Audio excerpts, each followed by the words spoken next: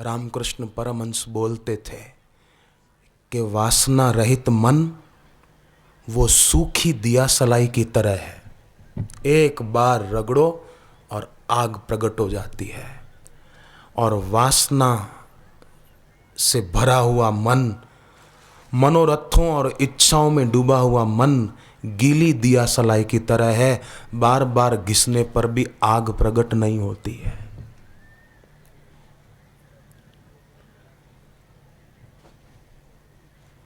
बापूजी सुनाते थे पहले सत्संग में एक दृष्टांत के, एक चोर था, चोरी करने को गया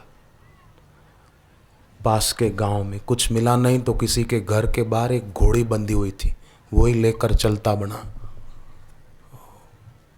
2-3 दिन बाद दूसरे गांव में पशु मेला था, बेचने के लिए ले गया, पर चोरी का माल था, इसलिए दबे हुए मन से, मानसिकता दबी हुई थी, गलत काम करने से मानसिकता दबी रहती है। दबी हुई आवाज में कह रहा था, घोड़ी लोगे क्या? घोड़ी, ओ भैया घोड़ी लेनी है, घोड़ी लोगे? दबी हुई आवाज। एक आदमी चलता पुरजा था, उसने आकर कहा कि मुझे लेनी है, कितने में दोगे? थोड़ा डर गया, बोले आप क्या दोगे? तो उसने कहा कि मेरा ये हुक्का पकड़ो, मैं घोड़ी पे बैठ के एक चक्कर लगा के आता हूँ, देखता हूँ घोड़ी भागने में कैसी है, उसके हिसाब से पैसे दूंगा।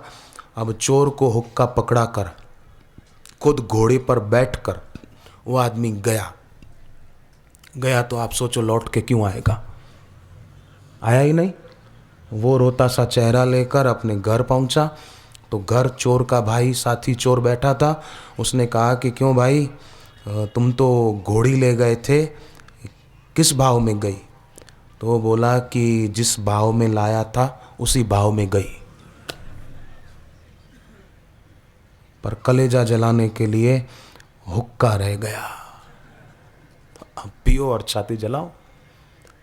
ऐसे ही जब जीवन पूरा होता है तो शरीर रूपी घोड़ी तो छूट जाती है, परंतु अंतःकरण हृदय जलाने वाली कामना और वासना रूपी हुक्का रह जाता, और उसी कारण फिर जन्म मरण होता रहता है।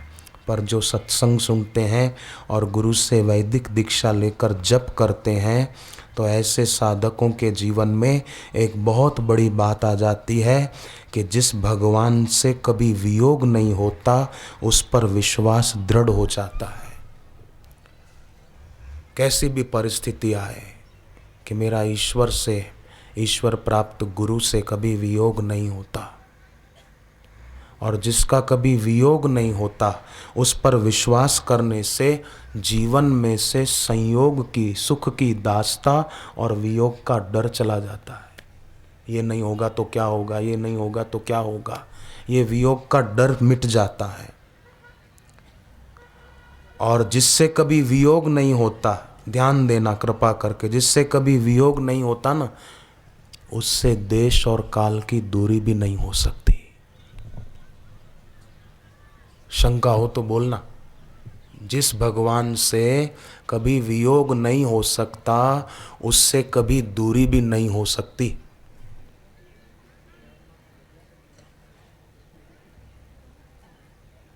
कैसे होगी आप सोचो। दूरी केवल न जानने की है, उनसे हमारी दूरी है नहीं, ये बात जानते नहीं है। और न जानने की दूरी तीव्र जिज्ञासा हो मिट जाती है, और ये मिट गई बस फिर उस साधक के लिए कोई दुख नहीं रह जाता। मुझे कई सत्संगी साधकों ने बताया है उनको कदम कदम पर कैसे गुरु की कृपा के अनुभव हो जाते हैं। आपको सुनकर बड़ा आश्चर्य लगेगा, पर होते हैं।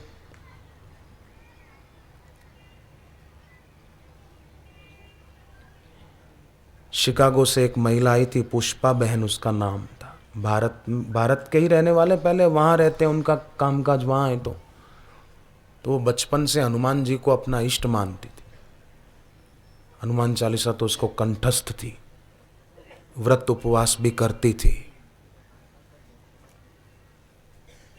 कई मूढ़ लोग ऐसे होते हैं जो ऐसी मान्यताएं फैलाते हैं कि महिलाओं को सूर्य को जल नहीं देना चाहिए, बहनों को हनुमान जी के मंदिर में नहीं जाना चाहिए। बहनों को सूर्य को जल क्यों नहीं देना चाहिए? हाँ, महीने के 4-5 दिन न दें वो बात अलग है, महीने के 4-5 दिन वो मंदिर में न जाएं वो बात अलग है। और ये नहीं करना चाहिए, ये नहीं करना चाहिए। बाकी फिल्म देखना चाहिए, फैशन करना चाहिए। कई वासना के पुतले लोग नारियों को समान अधिकार मिलना चाहिए। जो लोग ऐसा भाषणबाजी करते हैं ना, वही नारी जाति के सबसे ज्यादा खतरनाक शोषक हैं। नारी को समान अधिकार मिलना चाहिए, ऐसी जो बकवास करते हैं वो नारी जाति के शोषक हैं, पोषक नहीं है। नारी को तो पुरुष से ज्यादा अधिकार दिया मनुस्मृति में।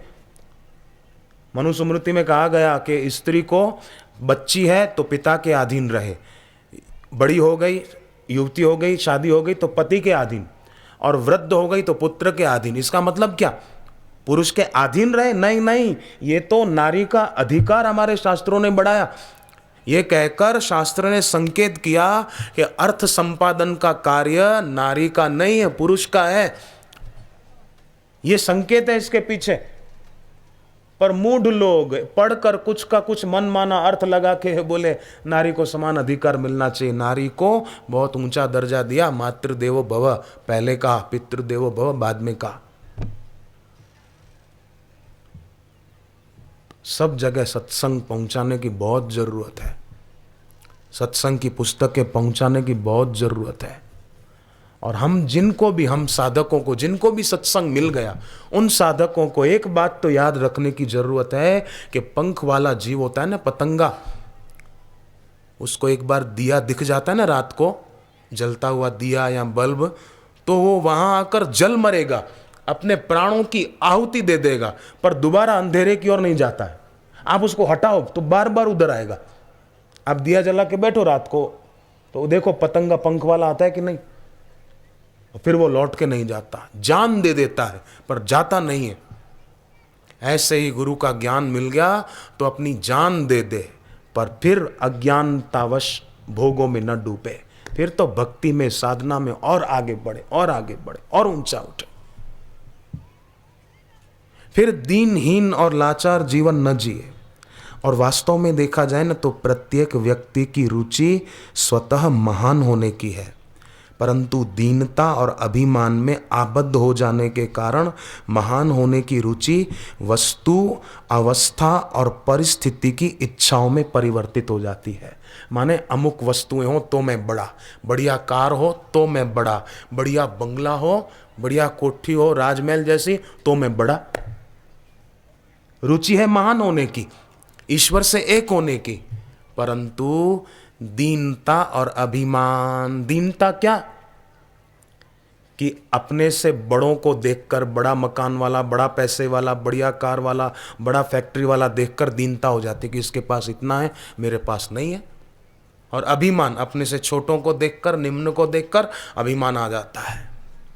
तो दीनता और अभिमान में बंध जाने के कारण वस्तु, अवस्था और परिस्थिति की इच्छाओं में महान होने की रुचि परिवर्तित हो जाती है। तो सत्संग समझ का भोजन है। फिर ऐसा नहीं होगा कि ये हो तो ही मैं बड़ा, नहीं नहीं। फिर उच्च को देखकर दीनता नहीं होगी और निम्न को देखकर अभिमान नहीं होगा। जो है सो वाह वाह, हरिओम तत्सत, बाकी सब गपशप। ये चीज़ें तो प्रारब्ध से मिलती है, बिछुड़ जाती है, परंतु जिसका कभी वियोग नहीं होता उससे कभी मिलना बिछड़ना नहीं होता। फिर दीनता मिट जाएगी, अभिमान मिट जाएगा। और दीनता मिट गई तो ईश्वर से, गुरु से अभिन्नता की अनुभूति होगी और फिर सेवा करने की रुचि जगेगी। सेवा करेंगे तो अभिमान नष्ट होगा, प्रीति बढ़ती जाएगी, यह लोक सुखी परलोक सुखी। कितना अच्छा है। एक पवित्र प्रीति से भरे हुए साधक ने मुझे बताया, वो लोग हरियाणा में रहते हैं, हरियाणा में चरखी दादरी है, भिवानी जिले में पड़ता है। संजय भाई उनका नाम है। 10 जून 2003 को उनकी पत्नी ने एक बच्चे को जन्म दिया। कुछ दिनों बाद पता चला कि बच्चे को दिखता नहीं है। आंखें दिखे सही सलामत, पर दिखता नहीं है इसको। बड़े बड़े डॉक्टरों के पास ले गए, दिल्ली भी गए।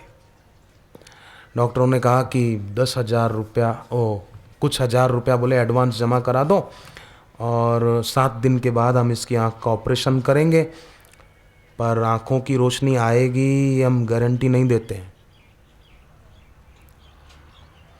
तो इन्होंने सोचा चलो ऑपरेशन करा तो लें, पैसे जमा करा दिए। 7 दिन के बाद आना है। घर आ गए। घर आकर इन्होंने सोचा चलो ऑपरेशन सफलतापूर्वक संपन्न हो और इसकी आंखों की रोशनी लौट आए, इसके लिए हम एक अनुष्ठान करते हैं। तो उन्होंने 7 दिन अनुष्ठान किया। श्री आशा रामायण का पाठ करेंगे और कोई कोई जप करेंगे। तो गुरुदेव के जीवन पर आधारित साधक तो जानते हैं, श्री आशा रामायण के पाठ का अनुष्ठान किया। संकल्प किया तिलक करके, ओम गम गणपतये नमः, हम अमुक कार्य की सिद्धि के लिए अनुष्ठान कर रहे हैं, ये संपन्न होके रहेगा, इसको दुनिया की कोई शक्ति रोक नहीं सकती। विकल्प रहित विश्वास।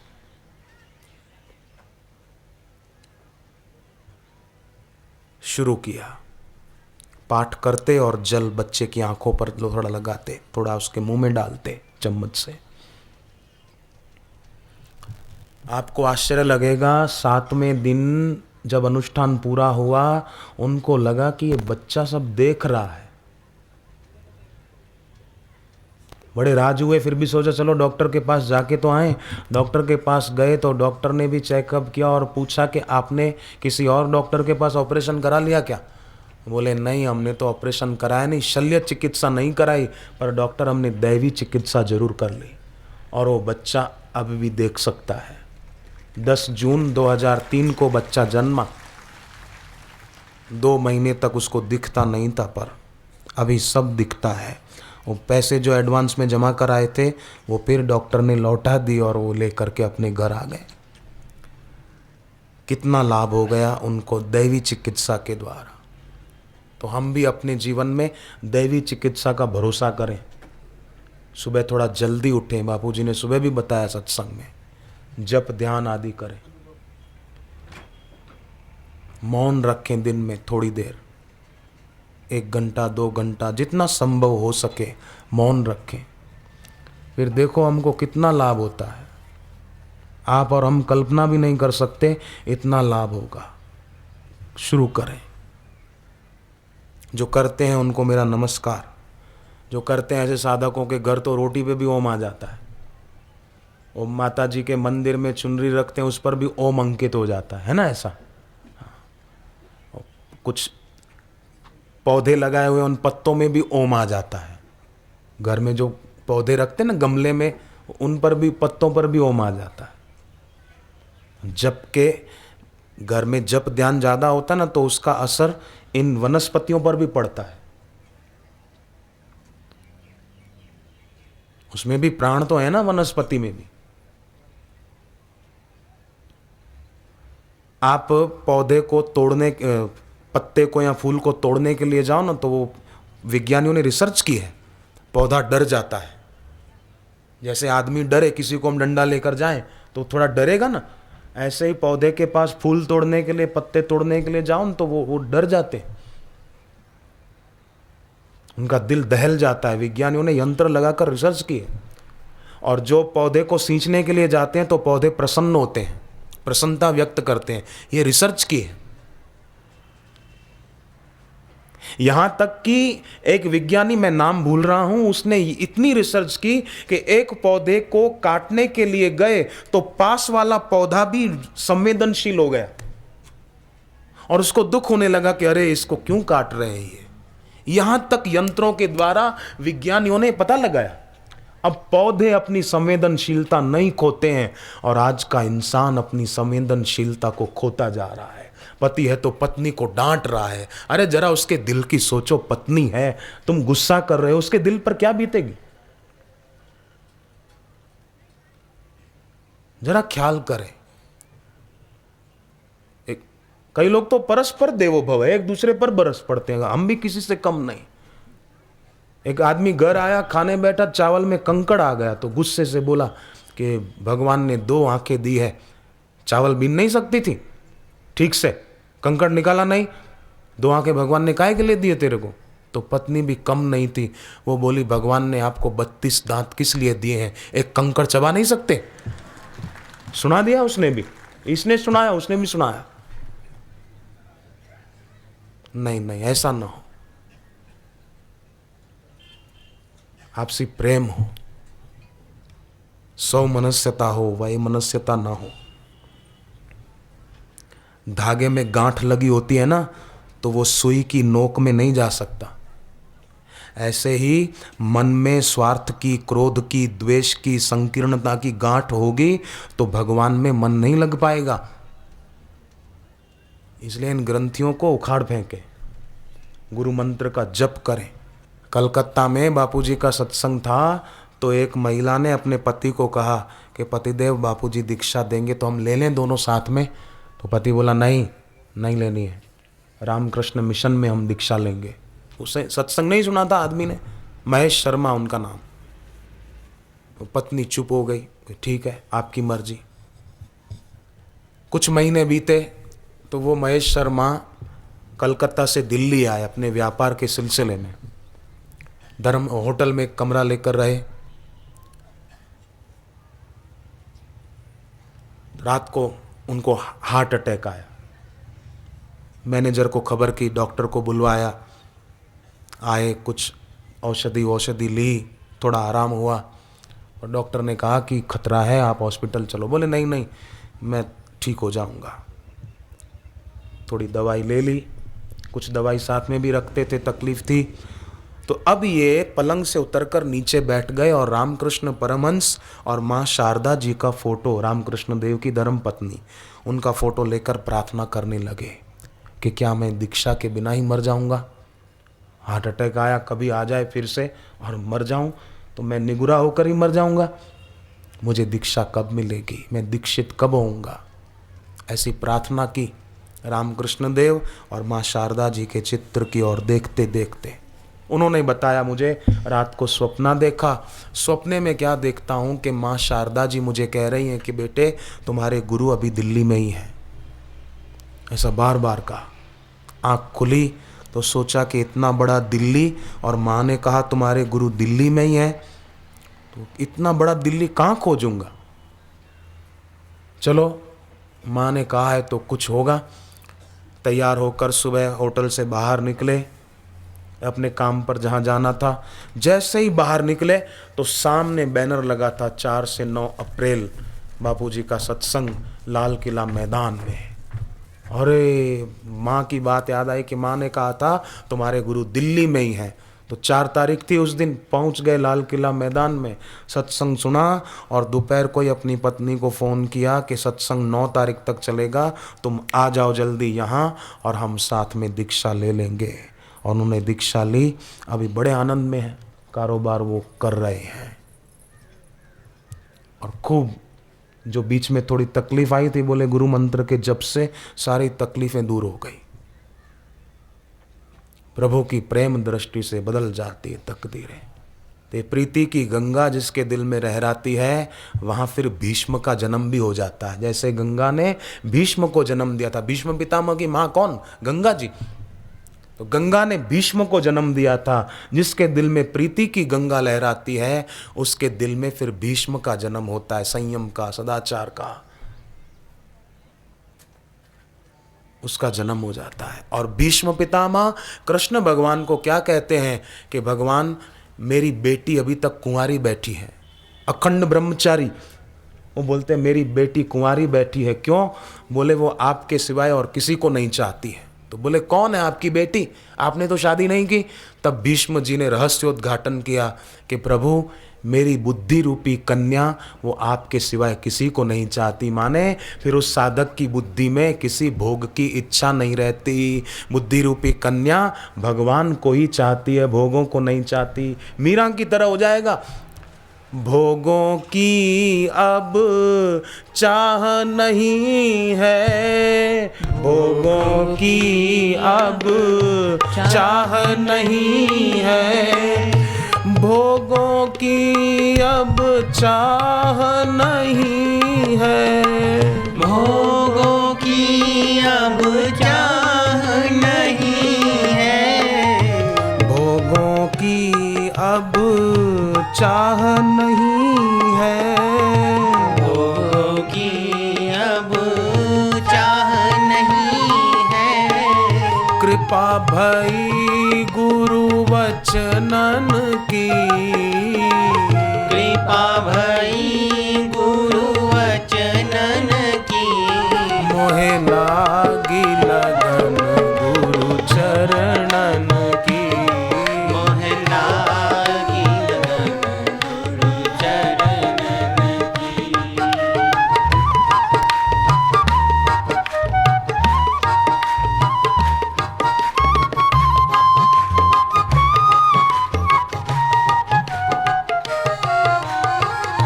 प्रेम के सिंधु दीन के बंधु, प्रेम के सिंधु दीन के बंधु, प्रेम के सिंधु दीन के बंधु, प्रेम के सिंधु दीन के बंधु, प्रेम के सिंधु दीन के बंधु, प्रेम के सिंधु दीन के बंधु, मैं प्यासी तव दर्शन की, मैं प्यासी तव दर्शन की, मोहे लागी लगन गुरु चरणन की, मोह लागी लगन गुरु चरणन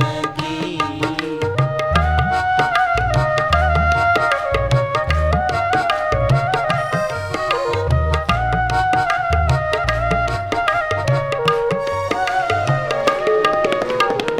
चरण बिना मोहे कछु नहीं भावे, चरण बिना मोहे कछु नहीं भावे, चरण बिना मोहे कछु नहीं भावे, चरण बिना मोहे कछु नहीं भावे, चरण बिना मोहे कछु नहीं भावे, चरण बिना मोहे कछु नहीं भावे, झूठी माया सब सपनन की, झूठी माया सब सपनन की, मोहे लागी लगन गुरु चरणन की, मोह लागी लगन गुरु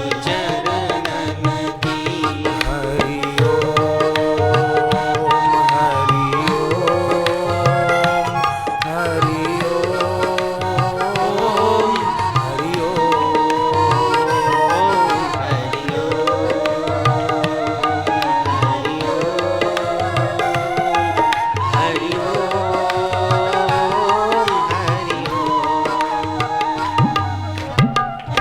लगन लग गई थी मीरा को, कल्याण हो गया उसका।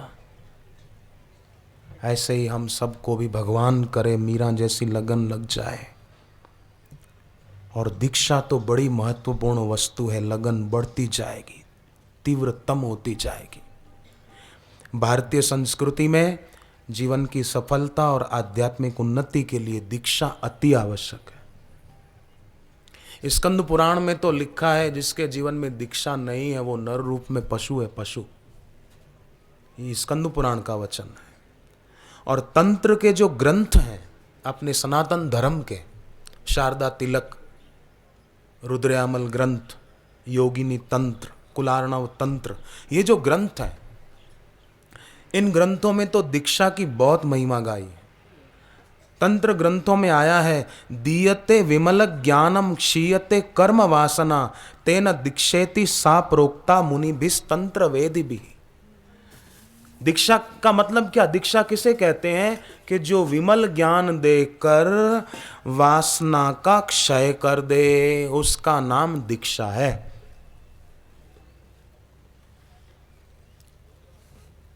दीक्षा की महिमा भगवान कृष्ण ने गाई, शिव जी ने गाई है। रुद्रयामल ग्रंथ में तो शिव जी स्वयं कहते हैं, दधाति शिव तादात्म्यम क्षीणोति च मलयत्रयम। दधाति शिव तादात्म्यम, जो शिव जी से तादात्म्य स्थापित कर दे। शिव से तादात्म्य माना कल्याण से तादात्म्य, माने फिर उसके द्वारा वही काम होंगे जो कल्याणकारी है। शर्त है कि गुरु मंत्र को महत्व दे, गुरु का कहा मान ले।